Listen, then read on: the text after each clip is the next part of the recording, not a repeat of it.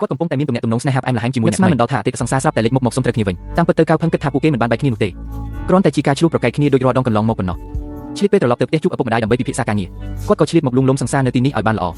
ពេលឮថាក្រុមហ៊ុនរបស់កៅផឹងត្រៀមនឹងដាក់លក់ភាគហ៊ុនចិត្តរបស់ហ៊ឺជីណានក៏ចាប់ផ្ដើមញាប់ញ័រដឹងថាគ្រួសារគេមានទ្រព្យធនប៉ុន្តែមិននឹកស្មានថាមានដល់ថ្នាក់នេះទេពេលប្រឈមមុខនឹងការសុំទោសនិងការអង្វរកររបស់កៅផឹងគេនិយាយថាខ្លួនមិនគួររវល់តែនឹងការងាររហូតដល់មិនបានយកចិត្តទុកដាក់ហើយក៏មិនគួររវល់តែទិញកាដូឲ្យដែររហូតដល់គ្មានពេលចំណាយជាមួយនាងគេសន្យាថានឹងកែខ្លួនចាប់ពីពេលនេះទៅ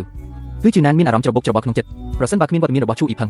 សង្សារដែលនៅឆ្ងាយពីខិនស្រាប់តែលេចមុខមកនិយាយថាពិតជានឹកនាងខ្លាំងណាស់វាគួរតែជារឿងដ៏មានសុភមង្គលបំផុតពេលនេះនាងមិនចង់បែកបាក់ជាមួយកៅផឹងទាំងស្រុងនោះទេយ៉ាងណាមិញពួកគេមានទំនាក់ទំនងជាមួយគ្នារហូតដល់ទៅ7ឆ្នាំក៏មិនចង់កាត់ផ្តាច់ទំនាក់ទំនងជាមួយឈូអ៊ីផឹងដែរដោយសារតែបរិសុទ្ធសង្ហាដែលនារីក្នុងក្រុមហ៊ុនលួចស្រឡាញ់ទាំងអស់បែរជាស្រឡាញ់តែនាងអារម្មណ៍ដែលត្រូវបានបំពេញដោយភាពឥតប្រយោជន៍បែបនេះពិតជាមានសុភមង្គលណាស់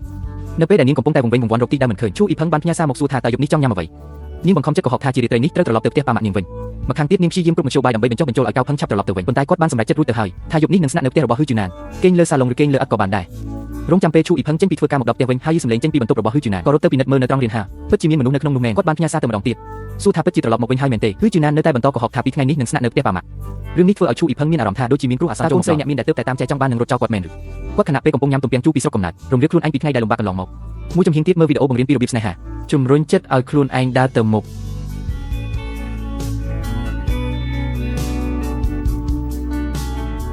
ថ្ងៃបន្ទាប់គេក៏លួចមើលពីចម្ងាយតាមដានហ៊ឺជីណាន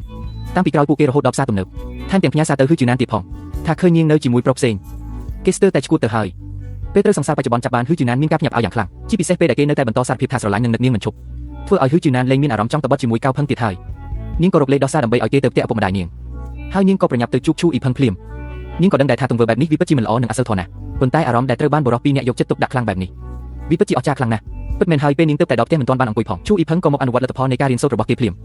គេបានគៀកហ៊ឺជីណានផ្អឹបនឹងជញ្ជាំងដូចជាថៅកែផ្ដាច់ការ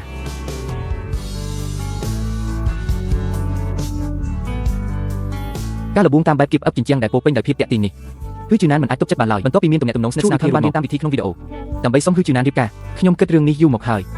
ហ៊ឺជីណានមានអារម្មណ៍រំភើបជាខ្លាំងប៉ុន្តែក្នុងពេលជាមួយគ្នានេះនាងក៏ពិបាកចិត្តថានឹងប្រាប់កៅផឹងយ៉ាងដើម្បីតាមយកចិត្តហ៊ឺជីណានវិញគាត់បានចំណាយលុយ 49,990 ដើម្បីទិញយករបស់តាំងសេចក្តីស្រឡាញ់របស់គាត់បានដាក់លក់នៅលើវេទិកាអនឡាញទាំងកំហឹងថែមទាំងកក់សម្បត្តិយន្តហោះទុកឲ្យនាងទៀតផងដើម្បីឲ្យថ្ងៃគប់អនុស្សាវរីយ៍7 ឆ្នាំរបស់គាត់ត្រូវតែទៅប្រារព្ធនៅហុងកុងរហូតដល់ជូនកៅផឹងឡើងជិះតាក់ស៊ី